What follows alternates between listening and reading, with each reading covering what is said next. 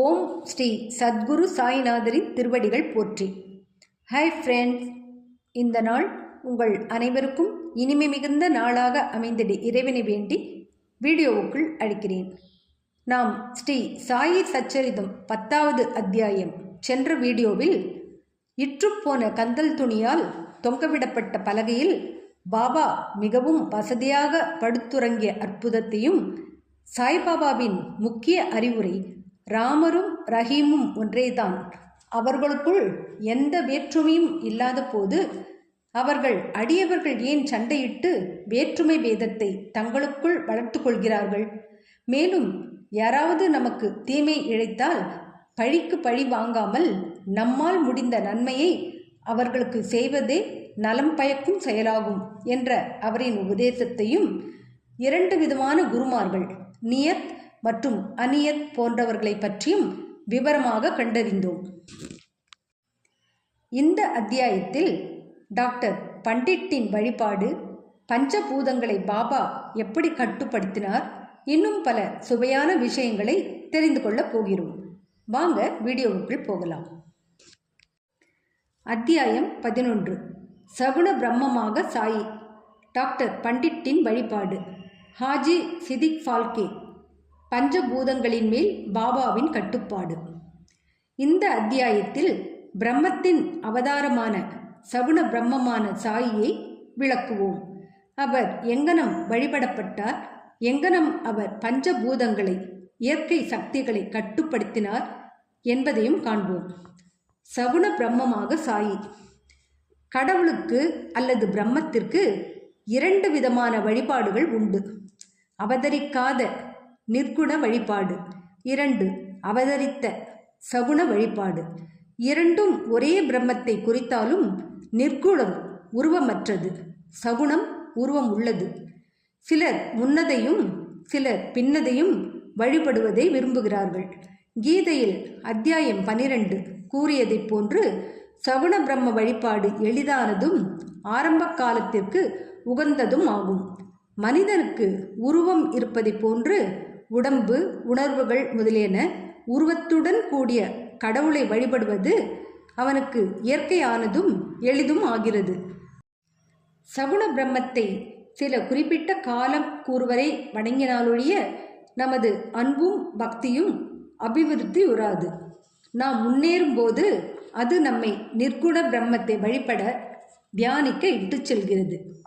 எனவே நாம் சகுண வழிபாட்டுடன் ஆரம்பிப்போம். ஆக உருவம், யாக குண்டம், தீ, ஒளி, சூரியன், நீர், பிரம்மம் ஆகிய 7ம் வழிபாட்டுக்குரியவை. எனினும் சத்குருவே இவை எல்லாவற்றை காட்டிலும் உயர்ந்தவர். பற்றின்மையின் அவதாரமும் முழு மனதார்ந்த தமது அடியவர்களின் உறைவிடமுமான சாயியை இத்தருணத்தில் நினைவு கூர்வோமாக. அவர் மொழிகளில் நமக்குள்ள நம்பிக்கையே ஆசனமாகும். நமது சங்கல்பமாவது பூஜையை ஆரம்பிக்கும் போது சொல்லும் தெளிந்த தீர்மானம், நமது ஆசைகள் அனைத்தையும் உதறி தள்ளுதலாகும். சிலர் சாயி ஒரு பாகவத பக்தர், கடவுளின் அடியவர் என்று கூறுகின்றனர். மற்றும் சிலர் மகா பாகவத், பெரும் அடியவர் என்றும் பகர்கின்றனர். ஆனால் நமக்கு அவர் கடவுளின் அவதாரம் ஆவார். அவர் எல்லையற்ற அளவு மன்னிப்பவராகவும், கோபமற்றவராகவும், நேர்மையாளராகவும், மென்மையாளராகவும், சகிப்புத்தன்மை உடையவராகவும், ஊமை கூற முடியாத அளவு திருப்தி உடையவராகவும் இருந்தார். அவர் உருவமுள்ளவராக தோன்றினாலும் உண்மையில் உருவம் அற்றவராகவும், உணர்ச்சி வேகம் அற்றவராகவும், பற்றற்றவராகவும், அந்தரங்கமாய் சுதந்திரமாகவும் இருந்தார். கங்கை நதி தான் கடலுக்கு செல்லும் வழியில் உஷ்ணத்தால் பாதிக்கப்பட்ட ஜீவராசிகளுக்கு குளிர்ச்சி அளித்து, புது கிளர்ச்சியோட்டி பயிர்களுக்கும் மரங்களுக்கும் உயிரை அளித்து பலரின் தாகத்தையும் தணிக்கிறது. இதை போன்றே சாயி போன்ற புண்ணிய புருஷர்கள், ஆத்மாக்கள் வாழ்ந்து கொண்டிருக்கும் போதே அனைவருக்கும் துயராற்றி ஆறுதல் நல்குகிறார்கள். கிருஷ்ண பரமாத்மாவும் ஞானி எனது ஆத்மா, எனது வாழும் உருவம், நான் அவரே, அவரே எனது தூய வடிவம் என்று கூறியிருக்கிறார். சத்து, சித்து, ஆனந்தம் என அறியப்படும் இந்த விவரிக்க இயலாத ஆற்றல் அல்லது கடவுளின் சக்தியே ஷீரடியில் சாயி என்னும் ரூபத்தில் அவதரித்தது. ஸ்ருதி தைத்திரிய உபநிஷதம் பிரம்மத்தை ஆனந்தம் என விவரித்திருக்கிறது. இதை நாம் தினந்தோறும் நூல்களில் படிக்கிறோம் அல்லது கேட்கிறோம். ஆனால் இப்பிரம்மத்தை அல்லது பேரானந்தத்தை ஷீரடியில் பக்த மகாஜனங்கள் அனுபவித்தார்கள். அனைவருக்கும் ஆதாரமான அவருக்கு எவரிடமிருந்தும் எந்த ஆதாரமும் தேவை இருக்கவில்லை. ஒரு சாக்கு துண்டையே எப்போதும் தமக்கு ஆசனமாக கொண்டிருந்தார். பக்தர்களால் அது ஒரு மெல்லிய மெத்தை கொண்டு மூடப்பட்டிருந்தது. அவர் சாய்ந்து கொள்ள முதுகிற்கு ஒரு திண்டும் அவர்களாலேயே வைக்கப்பட்டது. பாபா தமது அடியவர்களின் எண்ணங்களை மதித்தார். அவர்கள் விரும்பியபடியே தம்மை வழிபட அவர்களை அனுமதித்தார். அவர் முன்னிலையில் சிலர் சாமரம் அல்லது விசிறி வீசினர். சிலர் இசைக்கருவிகள் வாசித்தனர். சிலர் அவரின் கைகளையும் கால்களையும் கழுவினர்.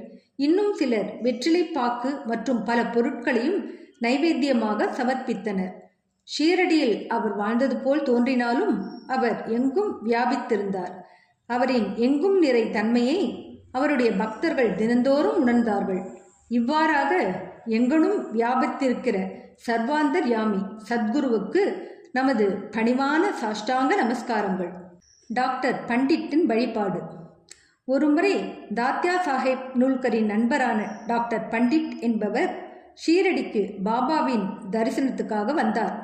பாபாவை வணங்கிய பின் மசூதியில் அவர் சிறிது நேரம் அமர்ந்திருந்தார். பாபா அவரை தாதாபட் கேல்கரிடம் செல்லுமாறு பணித்தார். தாதாபட்டிடம் அவர் சென்றார். தாதாபட் அவரை நன்கு வரவேற்றார். தாதாபட் பூஜைக்காக தமது வீட்டை விட்டு புறப்பட்டார். அவருடன் டாக்டர் பண்டிட்டும் சென்றார். தாதாபட் பாபாவை வழிபாடு செய்தார். இதுகாரும் எவரும் பாபாவின் நெற்றிக்கு சந்தனம் பூச துணிந்ததில்லை. மஹல்சாபதி மட்டுமே பாபாவின் கழுத்தில் சந்தனம் பூசுவது வழக்கம்.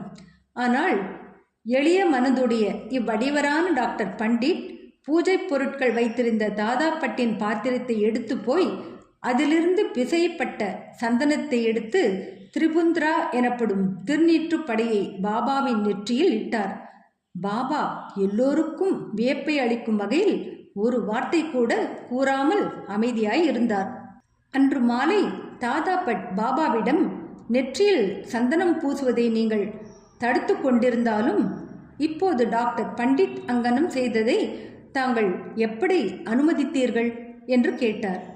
இதற்கு பாபா, டாக்டர் பண்டிட் பாபாவை அவரது குருவான காக்கா புராணிக் என்று அழைக்கப்பட்ட தோபேஸ்வரை சேர்ந்த ரகுநாத் மகாராஜ் என்று நம்பி இருந்ததாகவும் அவர் குருவுக்கு செய்து கொண்டிருந்ததை போன்றே தமது நெற்றியிலும் சந்தனம் பூசியதாகவும் தெரிவித்தார். எனவே பாபாவால் தடுக்க இயலவில்லை.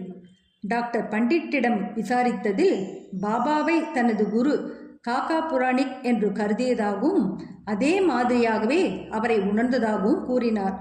எனவே அவர் தனது குருவுக்கு செய்வதைப் போன்றே திரிபுந்திரத்தை பாபாவின் நெற்றியிலும் இட்டார். பக்தர்கள் விரும்பியவாறே தம்மை வழிபட பாபா அவர்களை அனுமதித்தார். எனினும் சில சமயங்களில் அவர் வினோதமான முறையில் நடந்து கொண்டார்.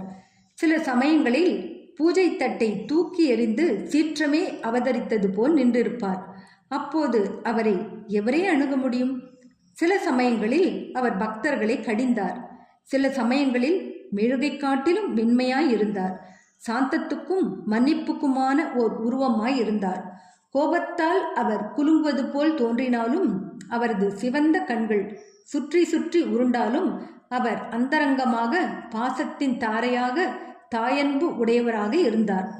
உடனே தமது அடியவர்களை கூப்பிட்டு அவர்களிடம் தாம் ஒருபோதும் கோபமாக இருந்ததே இல்லை என கூறி, தாயார் தங்களது குழந்தைகளை உதைத்தார்களானால் கடலானது ஆறுகளை புறக்கணித்ததென்றால் தாமும் அடியவர்களின் நலன்களை அலட்சியம் செய்வேன் எனவும் பகர்ந்தார்.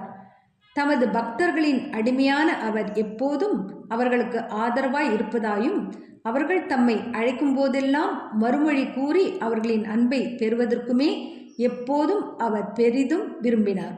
ஹாஜி சிதிக் ஃபால்கே. பாபா எப்போது ஓர் அடியவரை ஏற்றுக்கொள்வார் என்பதை அறிய முடியாது. அது அவரது இனிய சங்கல்பத்தையே பொறுத்தது. இக்கூற்றுக்கு சிதிக் ஃபால்கேயின் நிகழ்ச்சி ஓர் எடுத்துக்காட்டு. கல்யாணை சேர்ந்த சிதிக் ஃபால்கே என்ற ஒரு முகமதிய பெருந்தகை மெக்கா மிதினாவுக்கு புனித யாத்திரை செய்துவிட்டு ஷீரடிக்கு வந்தார். வடக்கு நோக்கிய சாவடியில் அவர் வாழ்ந்தார். மசூதியின் திறந்த வெளியில் அவர் அமர்ந்தார். 9 மாதங்கள் பாபா அவரை பொருட்படுத்தவில்லை. அவரை மசூதிக்குள் நுழையவும் அனுமதிக்கவில்லை. ஃபால்கே மிகவும் தேற்றவியலாத நிலையை எய்தி என்ன செய்வது என்று புரியாமல் இருந்தார். யாரோ ஒருவர் அவரை ஏமாற்றமடைய வேண்டாம் என்றும் பாபாவின் மிக நெருங்கிய அருகில் உள்ள அடியவரான ஷாமா மாதவ்ராவ் தேஷ்பாண்டேவின் மூலம் பாபாவை அணுக முயற்சிக்கும்படியும் ஆலோசனை கூறினார். சிவபெருமான் அவரது சேவகரும் பக்தருமான நந்தியின் மூலம் அணுகப்படுவதைப் போல ஷாமாவின் மூலம் பாபா அணுகப்படுதல் வேண்டும் என்றும் கூறினார். ஃபால்கே இந்த யோசனையை விரும்பி ஷாமாவை தனக்காக மன்றாடி கெஞ்சி கேட்குமாறு வேண்டினார். ஷாமாவும் சம்மதித்து பொருத்தமான ஒரு சந்தர்ப்பத்தில் பாபாவிடம், பாபா, பலர் இம்மசூதிக்குள் தாராளமாய் வந்து தங்கள் தரிசனத்தை பெற்று போகும்போது தாங்கள் ஏன் அந்த முதிர்ந்த ஹாஜியை மசூதிக்குள் நுழைய அனுமதிக்க கூடாது? அவரை ஒருமுறை ஆசீர்வதித்தருளலாகாதா என்று அவரை பற்றி பேசினார். அதற்கு பாபா, ஷாமா, நீ விஷயங்களெல்லாம் புரிந்து கொள்ள இயலாத அளவு முதிர்ச்சியற்றவனாய் இருக்கிறாய். ஃபக்கீர், அல்லாஹ் அனுமதிக்கவில்லை என்றால் நான் என்ன செய்ய முடியும்? அவரது அருளின்றி யாரே மசூதியில் ஏறவல்லார்?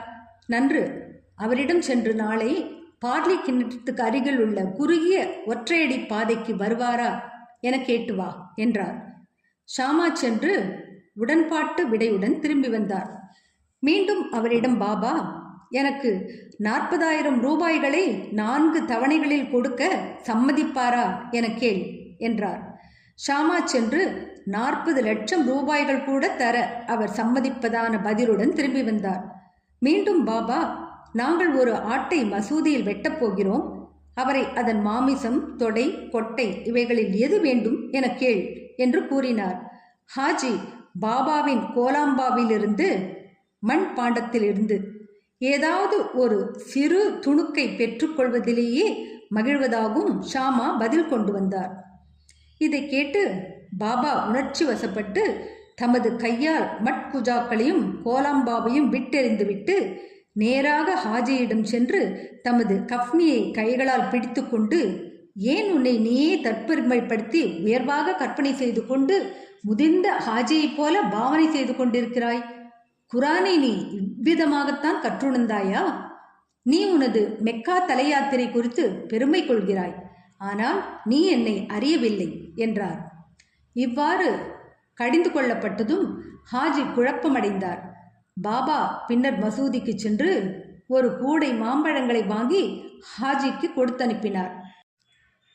பின்னர் மீண்டும் ஹாஜியிடத்து சென்று தம் பையில் இருந்து ரூ 55 ஹாஜியின் கைகளில் கொடுத்தார். அதிலிருந்து பாபா ஹாஜியை விரும்பினார். உணவுக்கு அவரை அழைத்தார். பாபா ஹாஜியை விரும்பிய போதெல்லாம் மசூதியினுள் அழைத்தார். பாபா சில சமயங்களில் அவருக்கு சில ரூபாய்கள் அளித்தார். இவ்வாறாக பாபாவின் தர்பாரில் ஹாஜியும் சேர்க்கப்பட்டார். பஞ்சபூதங்களின் மேல் பாபாவின் கட்டுப்பாடு. பஞ்சபூதங்களின் மேல் பாபாவின் ஆணைக்கு ஈண்டு உதாரணமாக 2 நிகழ்ச்சிகளை கூறி இந்த அத்தியாயத்தை முடிப்போம். 1. ஒரு நாள் மாலை நேரத்தில் ஷீரடியில் பயங்கரமான புயல் வீசியது. கருமேகங்களால் வானம் திரடப்பட்டிருந்தது. காற்று பலமாக வீசத் தொடங்கியது. மேகங்கள் கர்ஜித்து மின்னல் பளிச்சிட்டது. மழை வெள்ளமாய் பொழியத் தொடங்கியது. சிறிது நேரத்தில் அவ்விடம் முழுவதும் வெள்ளக்காடாகியது. ஷீரடியிலிருந்து சர்வ ஜந்துக்களும் பறவைகளும் மிருகங்களும் மனிதர்களும் பயங்கர பீதி அடைந்து திரளாக மசூதியில் தஞ்சமடைந்தனர். ஷீரடியில் பல கிராம தேவதைகள் இருக்கின்றன. ஆனால் அவைகளில் எவையும் அவர்களின் உதவிக்கு வரவில்லை. எனவே அவர்கள் எல்லோரும் தங்களது பக்தியின் பால் பற்று மீதூறும் தங்களது கடவுளான பாபாவை அவர் குறுக்கிட்டு புயலை தணிக்க வேண்டினர். பாபா மிகவும் மனது உருகினார். பாபா மசூதியிலிருந்து வெளிப்பொழுந்து அதன் விளிம்பில் நின்று பெருத்த இடிமுழக்கம் போன்ற குரலில் புயலை நோக்கி, நிறுத்து, உன் சீற்றத்தை நிறுத்தி அடங்கியிரு என கூறினார். சில நிமிடங்களில் மழை குறைந்து காற்று வீசுவது நின்று புயலும் அடங்கியது. பின்னர் சந்திரன் வானத்தில் உதயமாகி மக்கள் நன்றாக மகிழ்வெய்தி வீட்டிற்கு திரும்பினர். 2. மற்றொரு சந்தர்ப்பத்தில் மத்தியான நேரத்தில் மசூதியில் தூணில் உள்ள நெருப்பு பிரகாசமாக எரியத் தொடங்கியது. அதனுடைய ஜுவாலை மசூதியின் விட்டத்தை அடைந்தது. மசூதியில் அமர்ந்திருந்த மக்களுக்கு என்ன செய்வதென்று புரியவில்லை. தண்ணீரை அதன் மீது ஊற்றும்படியோ அல்லது ஜுவாலையை தணிப்பதற்கு வேறெதுவும் செய்யும்படியாகவோ பாபாவை கேட்க அவர்களுக்கு துணிவு வரவில்லை. ஆனால் சிறிது நேரத்தில் பாபா என்ன நிகழ்ந்து கொண்டிருக்கிறது என்பதை உணர தலைப்பட்டார். தமது சட்காவை எடுத்து முன்னுள்ள ஒரு தூணின் மீது ஓங்கி அடித்து, கீழிறங்கு, அமைதியாயிரு என்றார். ஒவ்வொரு தடியின் அடிக்கும் ஜுவாலை கீழிறங்கத் தொடங்கி சில நிமிடங்களில் குறைந்து துனி அமைதியாகவும் சாதாரணமாகவும் ஆகியது. இவரே நமது சாயி, கடவுளின் அவதாரம் ஆவார். தம்முன் வீழ்ந்து பணிந்து சரணாகதி அடைந்த எந்த மனிதரையும் அவர் ஆசீர்வதிக்கிறார். தினந்தோறும் பக்தியுடன் இவ்வத்தியாயத்தை படிப்பவர் எல்லா கேடுகளிலிருந்தும் விடுபடுவார். இது மட்டுமன்று, எப்போதும் சாயின் மேல் பக்தி உடையவராகவும் அன்புடையவராகவும் இருந்து வெகு விரைவில் கடவுள் காட்சியை பெறுவார். எல்லா ஆசைகளும் நிறைவேறியவராக, அவாவற்றவராக இறுதியில் உயர்நிலை எய்துவார். ஸ்ரீ சாயியை பணிக. அனைவருக்கும் சாந்தி நிலவட்டும். அடுத்த அத்தியாயத்தில் சாயி லீலைகள், காக்கா மகாஜனி, வக்கீல் துமால், திருமதி நிமோன்கர், முலே சாஸ்திரி, இன்னும் பலவற்றை தெரிந்து கொள்ளப் போகிறோம். என்ன ஃப்ரெண்ட்ஸ், இந்த வீடியோ பிடிச்சிருந்தால் லைக் பண்ணுங்கள், ஷேர் பண்ணுங்கள், சேனலை சப்ஸ்கிரைப் பண்ணுங்கள். எனக்கு இதுவரை சப்ஸ்கிரைப் பண்ணியுள்ள அனைவருக்கும் என்னுடைய மனமார்ந்த நன்றிகள். மீண்டும் அடுத்த வீடியோவில் சந்திக்கும் வரை உங்கள் அனைவருக்கும் நன்றி கூறி விடைபெறுகிறேன். வணக்கம்.